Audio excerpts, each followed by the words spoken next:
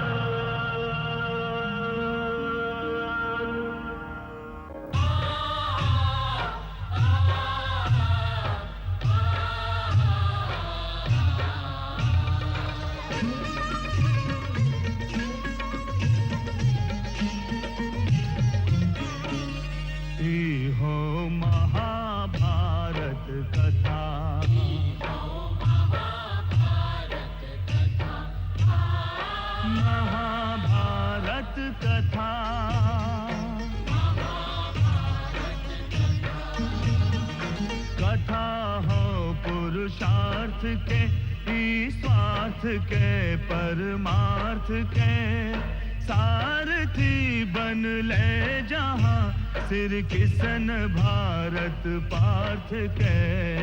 हर दिशा में शब्द गूंजन साच सार्थक सर्वथा, हर दिशा में शब्द गूंजन।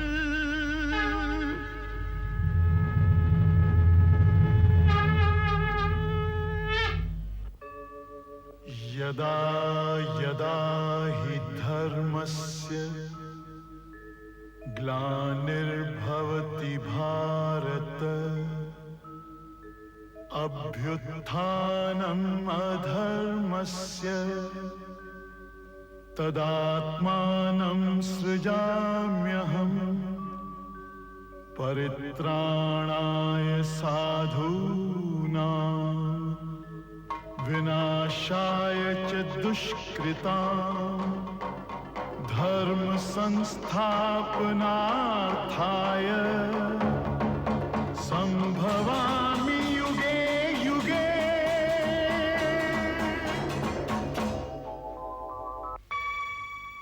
यदि इतिहास आज इहवा होखित त हम ओकरा से कहती कि जवन दृश्य हम देखे जा रहल हई ऊ ओकरा प्रसाद मान के गांठ में बांध ले।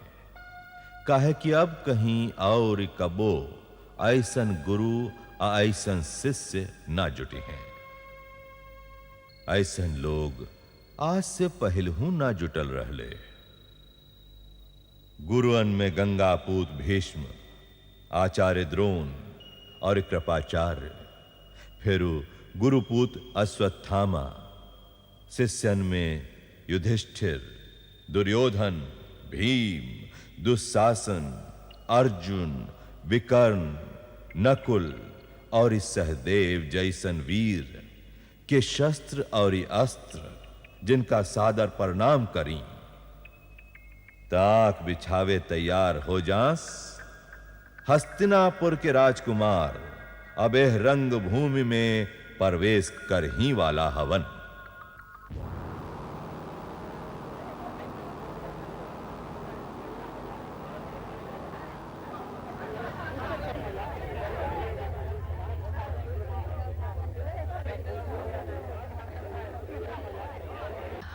सुना, आचार्य द्रोण अपना शिष्यन की लेके कब आई हैं? दीदी, लागत है आचार्य अपना शिष्यन का लेके आ गए लवन। गुरुवर द्रोणाचार्य के, गुरुवर द्रोणाचार्य के, गुरुवर द्रोणाचार्य के, गुरुवर द्रोणाचार्य के, गुरुवर द्रोणाचार्य के, गुरुवर द्रोणाचार्य के, गुरुवर द्रोणाचार्य के, गुरुवर द्रोणाचार्य द्रोणाचार्य के, गुरुवर द्रोणाचार्य के, गुरुवर द्रोणाचार्य के, गुरुवर द्रोणाचार्य के।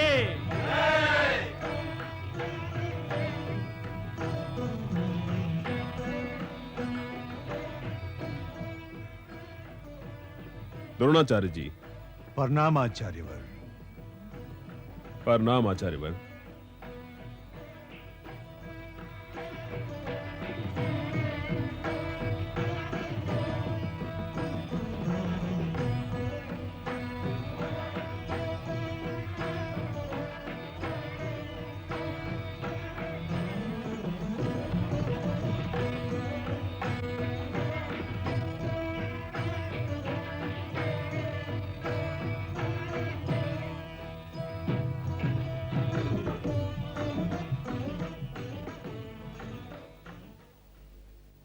कुरु राजकुमार ज्येष्ठ पांडुपुत्र युधिष्ठिर।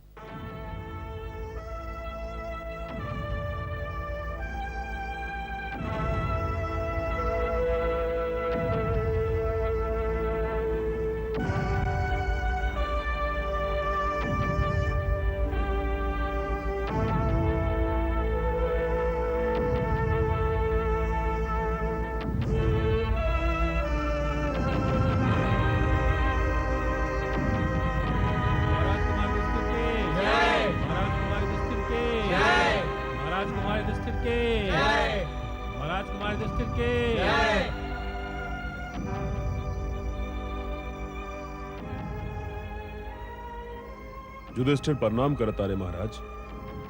जियत रहा।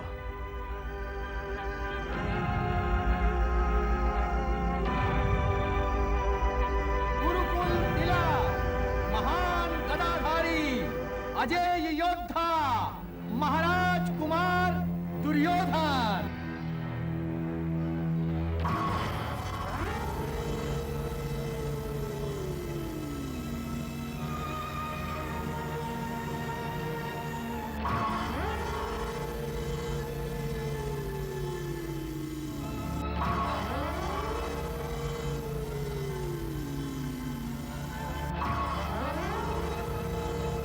महाराज कुमार दुर्योधन के जय, महाराज कुमार दुर्योधन के जय, महाराज कुमार दुर्योधन के जय, महाराज कुमार दुर्योधन के जय, महाराज कुमार दुर्योधन के जय, महाराज कुमार दुर्योधन के जय, महाराज कुमार दुर्योधन के जय। जुग जुग जिया बेटा। दीदी आज तो रउआ ई पट्टी खोल के दुर्योधन के देखिए ली, ओकरा तेज पर आंख नहीं के ठहरत। पवन वेगशाली भीम कर्मा महाबली गदाधारी भीम।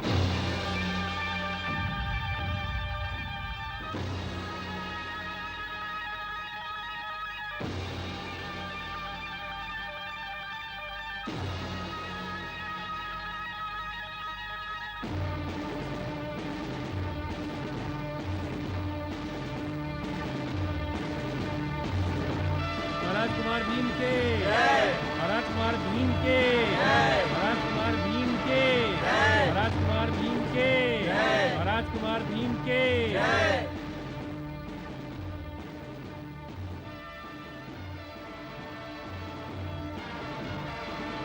गुरुकुल भूषण लोकप्रिय जेता अजय धनुर्धारी पराक्रमी पांडु कुमार अर्जुन।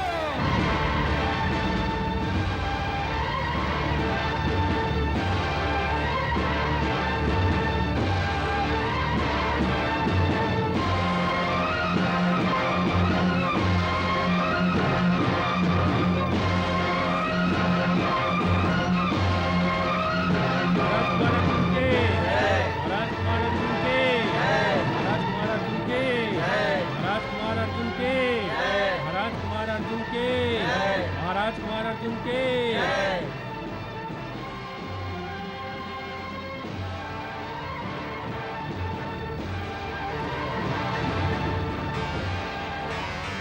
ज्येष्ठ भ्रातानुगामी धृतराष्ट्र नंदन अमित बलशाली विशाल बाहु राजकुमार दुशासन।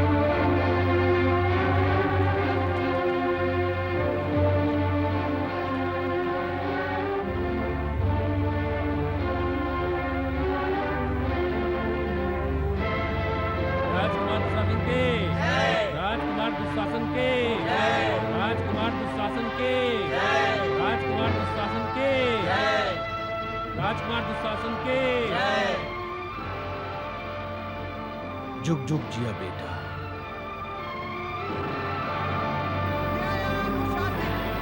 शौर्य प्रकाशित सुभाषित शस्त्रधर गांधारी नंदन विकर्ण।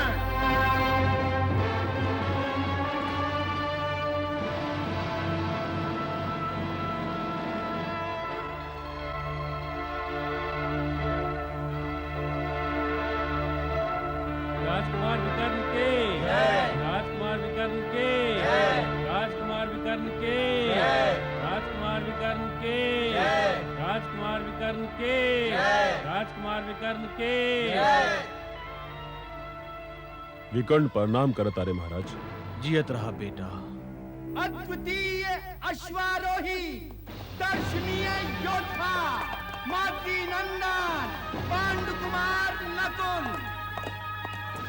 मातृ नंदन खड्गधर वीर पांडु कुमार सहदेव।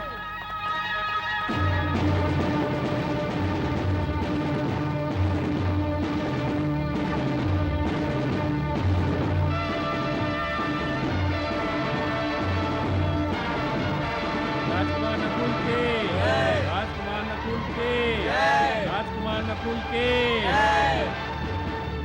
राजकुमार सहदेव के राजकुमार सहदेव के राजकुमार सहदेव के राजकुमार सहदेव के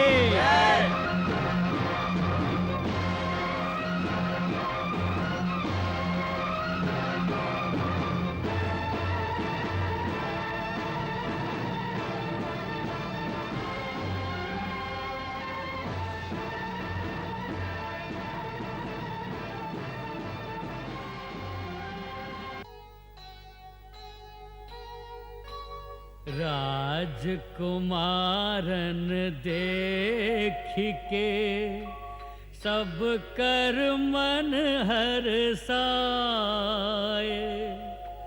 नगर हस्तिनापुर लगे जैसे गयल अघाय। जैसे गयल अघाय।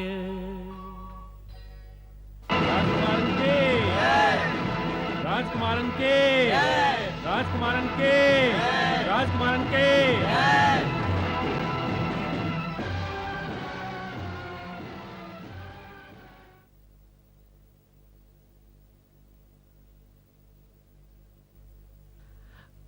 कुंती लोग छुपा काहे गईलन?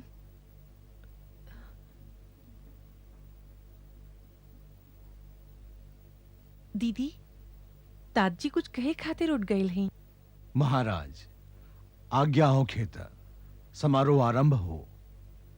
रवा आज्ञा लेवे की आवश्यकता नहीं तात जी। काहे कि यदि रवा कुछ मांगब तो हम देवे से इनकार त ना कर सकी। समारोह आरंभ हो।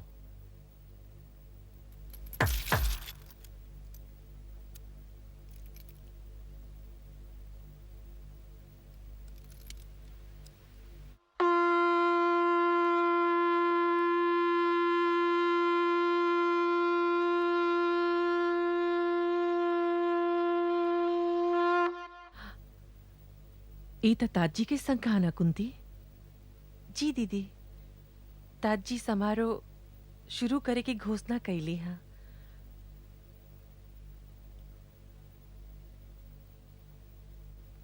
और अब कुलगुरु कृपाचार्य समारोह शुरू करे खातिर उठ गईलन।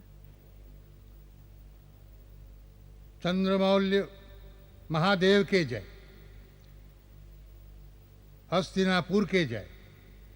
हस्तिनापुर के जनता के जय। जय गंगापूत भीष्म के।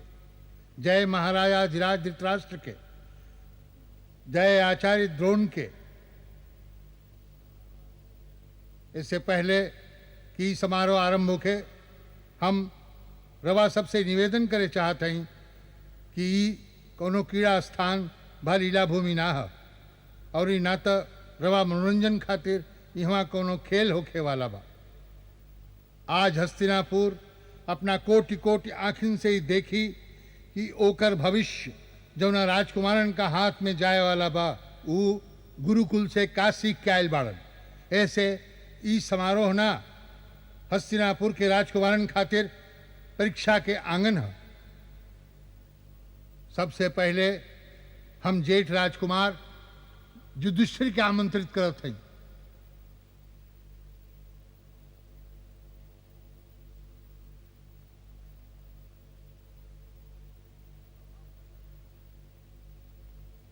प्रणाम महाराज। राजकुमार युधिष्ठिर,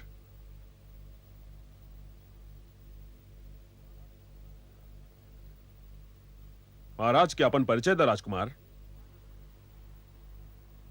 हम जेठ पांडु पुत्र युधिष्ठिर है महाराज। महाराज कुंती भोज हमार नाना हवन और स्वयं महाराज हमार तात। हम तो सुनले हैं कि हमारी बेटा बहुत लम्हर हा कुंती। हाँ दीदी, आशीर्वाद देवे खातिर यदि ओकर लिलार चूमे के मन करी तब पंजा का जोरे उठे पड़ेला।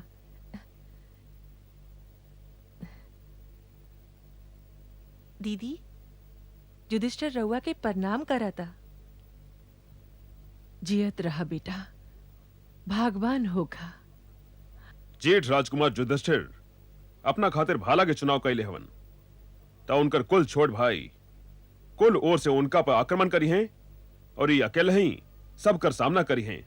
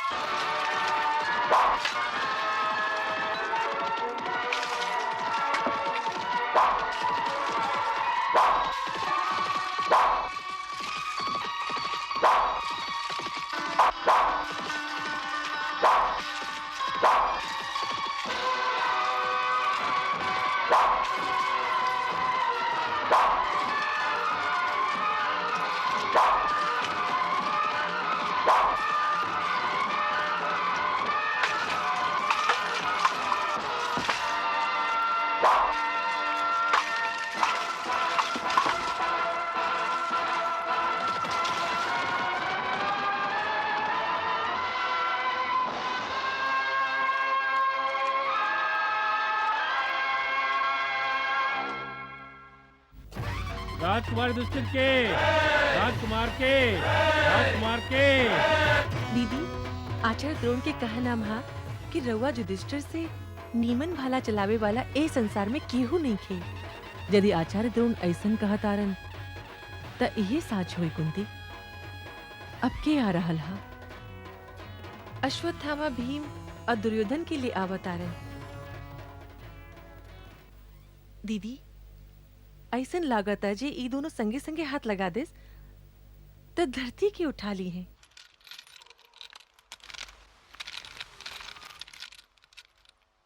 आपन परिचय द जेठ गांधारी नंदन। जेठ कुरु राजकुमार दुर्योधन महाराज के प्रणाम करता। जियत रहा बेटा। अपन परिचय द कुंती नंदन। महारानी कुंती के दोसर बेटा, महाराज कुमार युधिष्ठिर के अनुज और ई आचार्य द्रोण के शिष्य भीमसेन। ये दोनों गदा के चुनाव कैले है महाराज।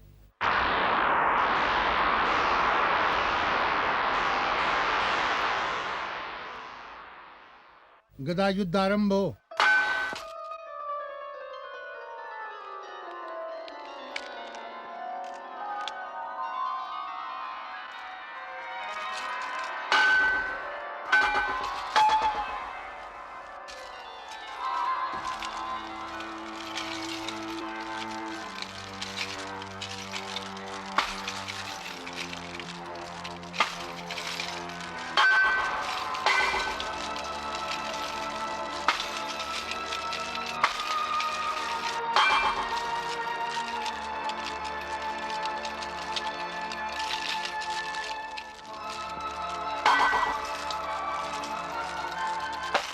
मारा भगीना।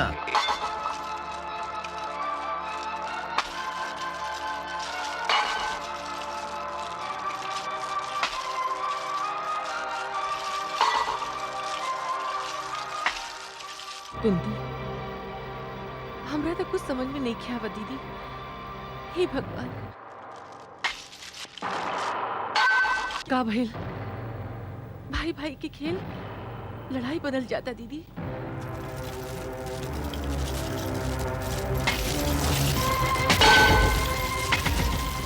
मारा भगीना।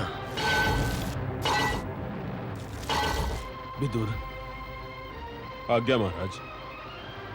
इत खेल में गदा टकराए के ध्वनि ना हा विदुर।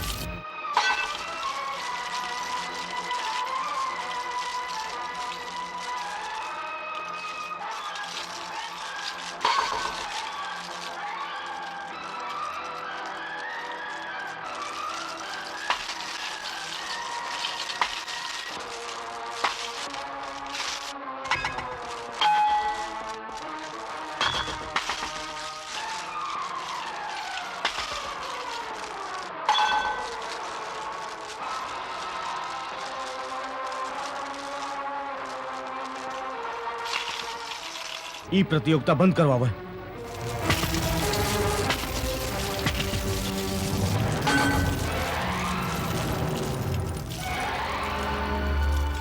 बंद करा, बंद करा। ये रणभूमि ना है गुरु भाई, रंग भूमि है।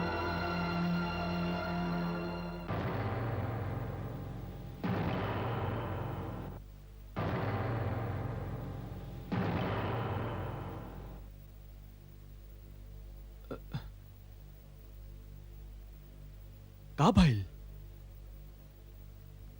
आचार्य द्रोण प्रतियोगिता रोकवा देले महाराज।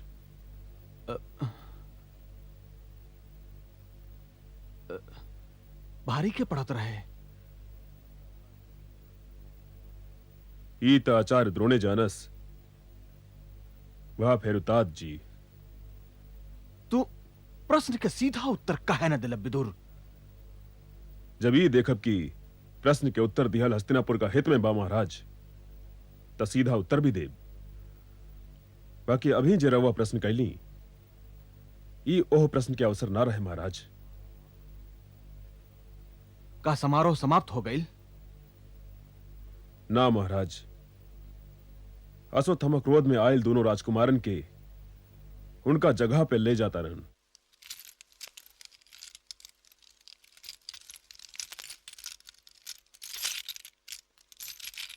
अनुज दुर्योधन, जब कुछ होला रहुआ हमरा के टोकीले, ए मुजी से कुछ हो ना कहीं। तू दोनों बराबरी के हवा, यही से कहत है। भाइयन के बीच स्नेह के अलावे और कुछ तो हो ही के ना चाहिए। तुहार हिया बहुत बड़ है, ओकरा में सब भाइयन खातिर जगह बनावा। जतन करब। अर्जुन,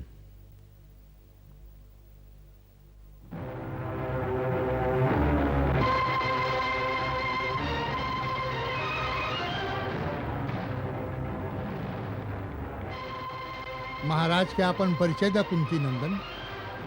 आचार्य द्रोण के शिष्य अर्जुन। महाराज के प्रणाम करत है। का एकरा अलावे तोहार कोनो और परिचय नहीं बेटा? ना महाराज, भक्त के परिचय स्वयं भगवान हुए और शिष्य के परिचय खाली गुरु। यही से आदमी के ये आवश्यक है कि वो अपन एक ही पहचान रखे, ना तो पहचान में भी टकराव हो सकेला।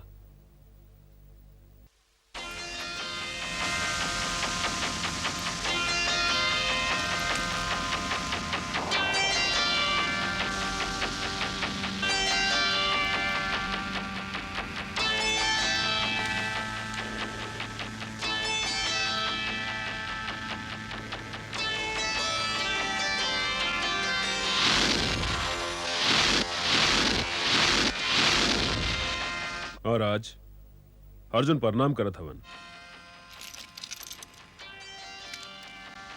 वही वयास्त्र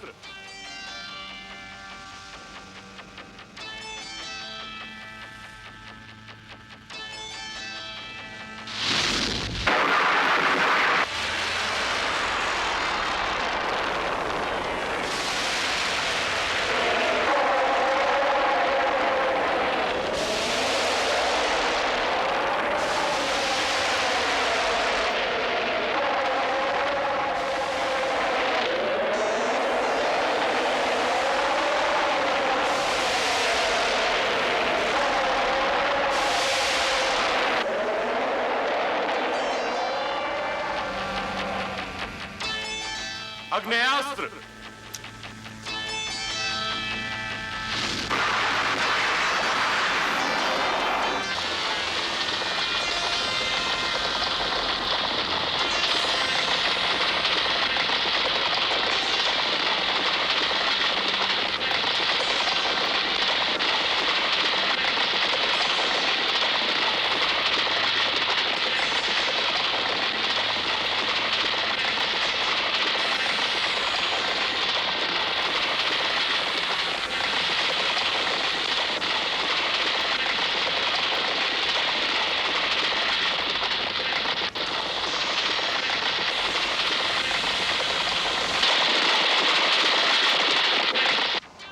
प्रजन्यास्त्र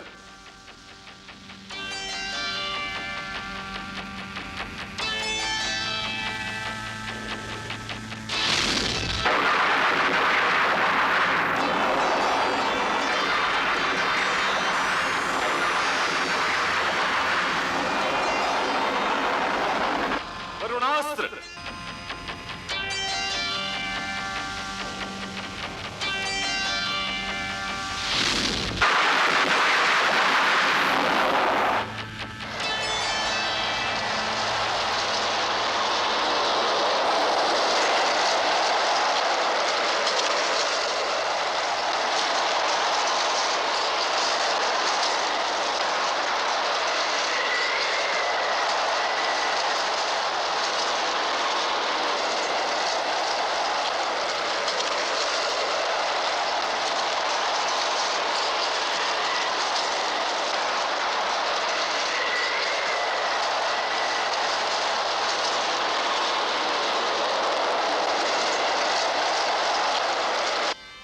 पर्वतास्त्र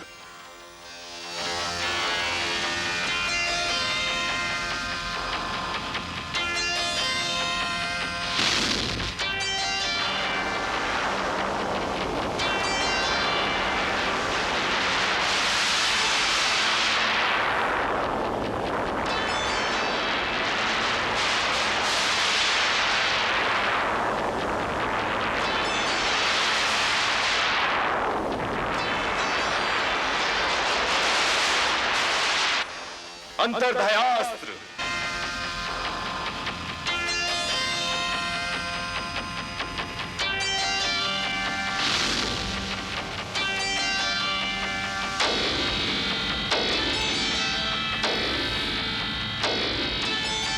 राजकुमार अर्जुन के, राजकुमार अर्जुन के, राजकुमार अर्जुन के, राजकुमार अर्जुन के, राजकुमार अर्जुन के।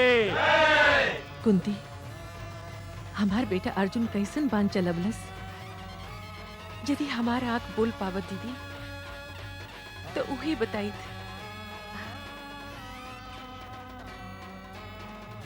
आचार्य कुछ कही खातिर उठ ले।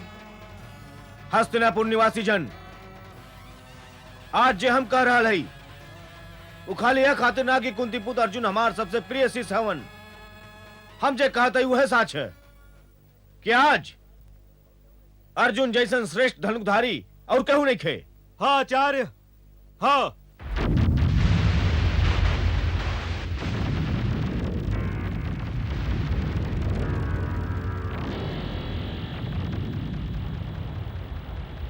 परीक्षा लेला बिगर केहू के सर्वश्रेष्ठ धनुकधारी कह दियल रवा के शोभा नहीं के देत। अर्जुन के सब गुण में से खाली एक गुण हमरा लगे नहीं खे, और ये गुण यह कि हम राउर शिष्य ना हई। यदि हम राउर शिष्य रहती ता रवा अबले हमरो अंगूठा कटवा चुकल रहती। वो अंगूठा में हमरा हस्तिनापुर का और चले वाला बानन के अंकुर लौकत रहे धनुकधारी। तब तो हमारा अंगूठा बाच गई। काहे कि हस्तिनापुर तो हमरा खातिर आदर जोग है और इस सदा आदर जोग रही। हम हस्तिनापुर नरेश, पितामह भीष्म, कुल गुरु कृपाचार्य और ई रवा के प्रणाम करत हई।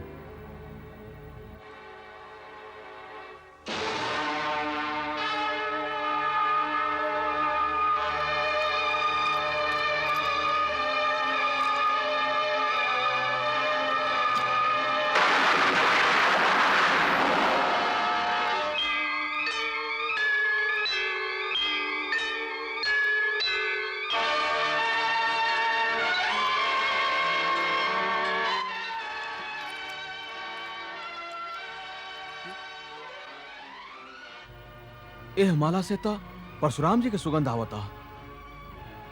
ऐसन धनुकधारी के हो सकता विदुर? यदि प्रतियोगिता तय भइल महाराज तो कुल गुरु कृपाचार्य स्वयं उनका से प्रश्न करी है। कौना सोच में पड़ गए आचार्य? का रवा अपने प्रिय शिष्य के जोग नहीं की समझत कि वो हमारा सामना कर सके? ई देखी हमरा लगे धनुष भी बा और तुनीर में बाण भी, और हम एक गंजल रंगभूमि में राउर सिर से अर्जुन के ललकार रहल हई। ए प्रतियोगिता के बाद स्वयं हस्तिनापुरी निर्णय ली कि सर्वश्रेष्ठ धनुकधारी के हो। यदि आज्ञा हो के तुम अपना बानन से अभिमानी के होठ से दे गुरुदेव। अर्जुन, क्षमा चाहते कुलगुरु। आगे आओ धनुकधारी। ई कुरुकुल के राजकुमारन के रंगभूमि है धनुकधारी। गुरुकुल के गुरुदेव, रंगभूमि सार्वजनिक है और हम ए रंगभूमि में सार्वजनिक घोषणा करत हई कि या तो हमरा के सर्वश्रेष्ठ धनुकधारी घोषित कल जाओ, भा फेर कुरुकुल के सर्वश्रेष्ठ धनुकधारी हमरा संगे द्वंद्व युद्ध करके ई सिद्ध करे कि ऊ सर्वश्रेष्ठ धनुकधारी कहाय जोग है। धनुकधारी, जौना धनुकधारी के तू ललकर ले हवा, पहले हम ओकरा से तहर परिचय करवा दी। ई चंद्रवंशी राजकुमार अर्जुन है, जे महाराज पांडु के बेटा हवन। महारानी कुंती जेकर माता है और ये आचार्य द्रोण जेकर गुरु। अब तू बतावा धनुकधारी, तहार परिचय का है? जे जाने बोले नहीं, बोले जे अनजान, कर्ण कहें कैसे भला, काउन कर पहचान, काउन कर पहचान।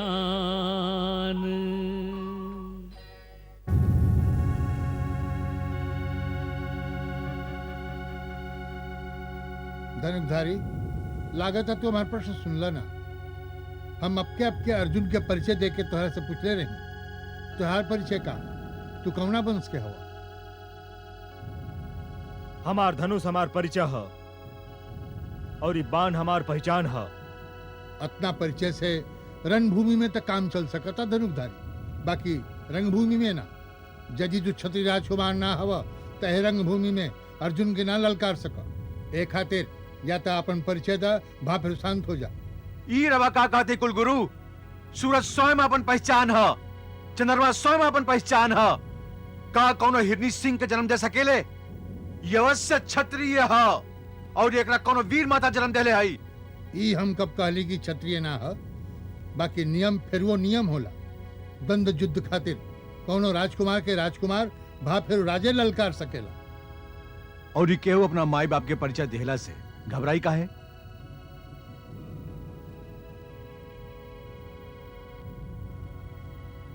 धनुकधारी, हम तोहरा से तोहार माई बाप के नाम ना पूछब।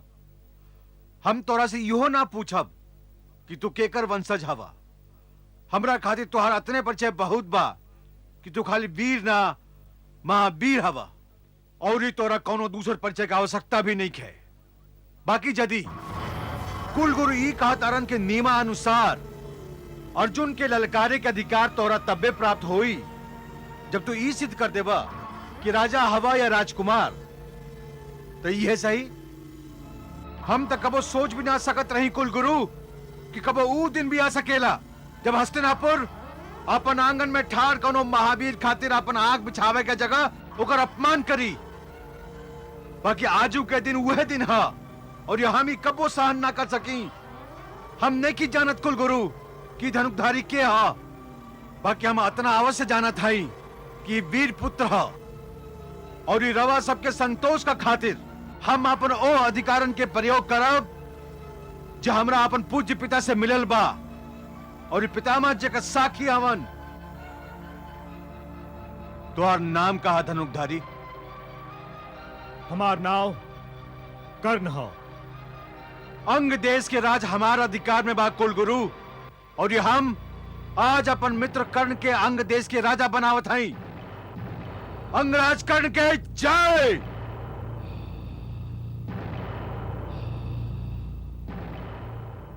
मित दुर्योधन, तोरा ये उपकार के ही ऋण तो हम अपने प्राण दे के भी ना चुका सकी। आज से हमार जिंदगी तोहरा खातिर, हमार निष्ठा तोहरा खातिर, और ये हमार मौत भी तोहरे खातिर हुई। हमरा मीत कर्ण के राज्याभिषेक के आयोजन कैल जा कुलगुरु।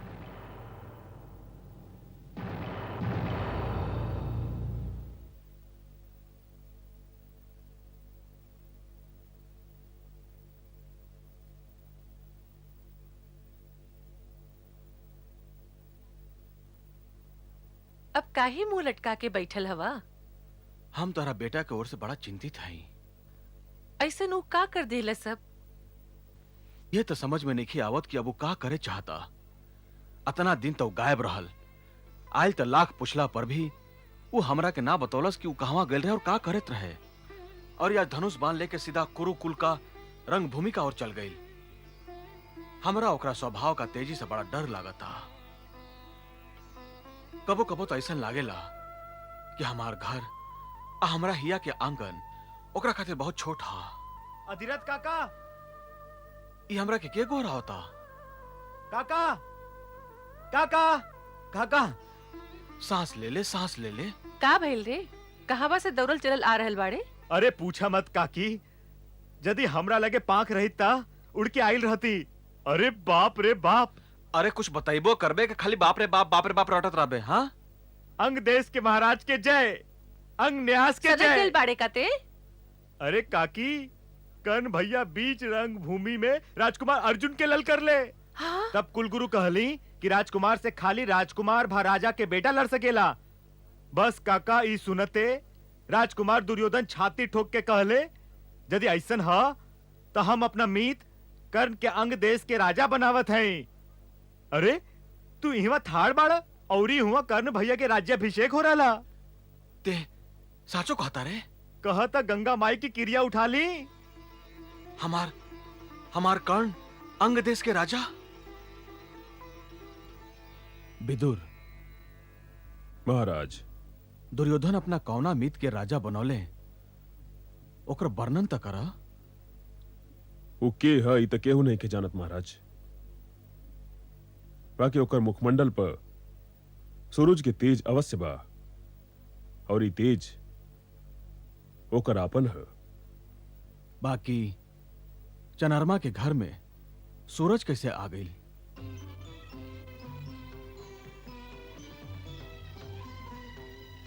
आज के शुभ अवसर पर हम अंगराज कर्ण के आपन मिताई भेंट करत हई। ई मुकुट भी तोहार है महाराज कुमार दुर्योधन, और ई जौनो शीश पे ई मुकुट है उ शीश भी तोहार है। यदि रवा हमरा के आज्ञा दी तो हम कुल गुरु कृपाचार्य के आपन परिचय दे दी।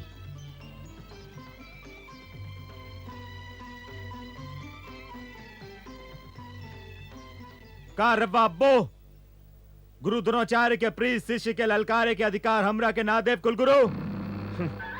अब आज्ञा देवे में कुलगुरु के भला का आपत्ति हो सकेला?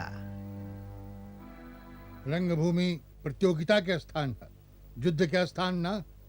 एक हाथी रंग नरेश, तू हमरा से प्रतियोगिता की आज्ञा मांगा।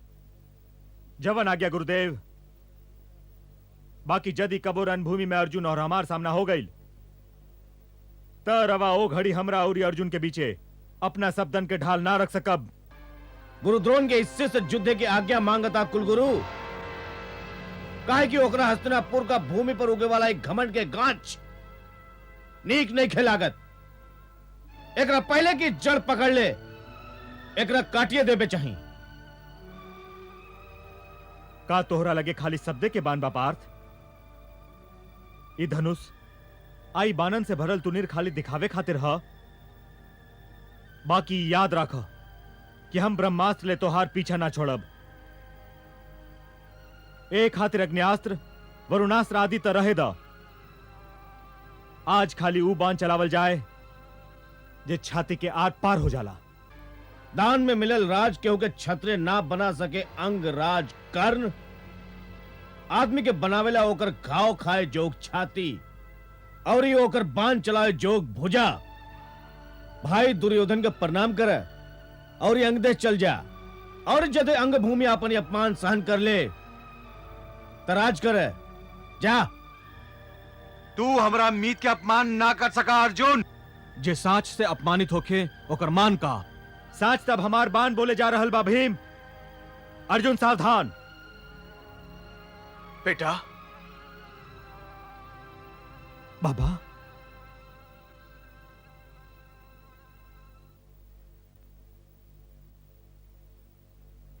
विदुर जी महाराज।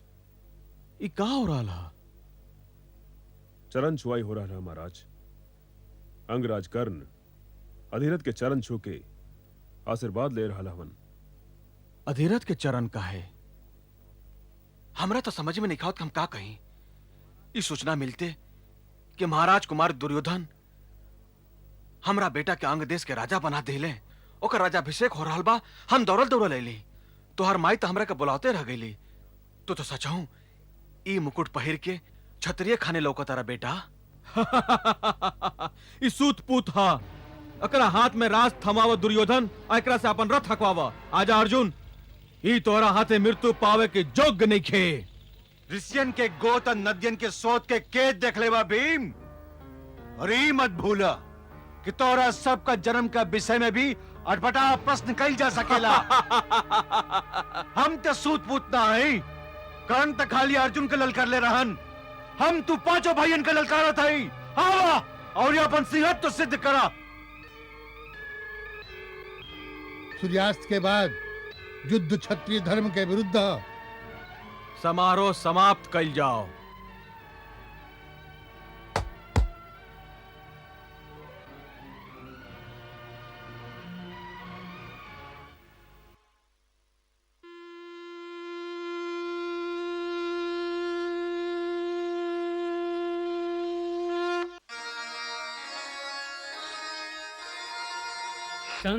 शंखनाद से हो गयल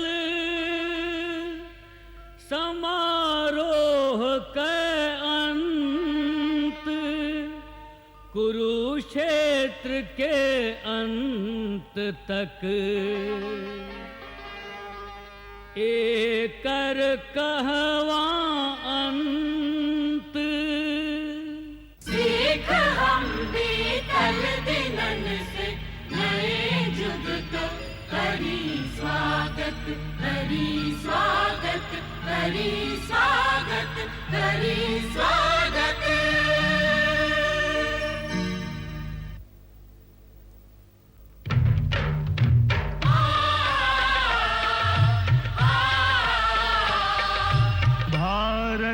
कहो कहानी सदियन से भी पुरानी हो ई ज्ञान गंगा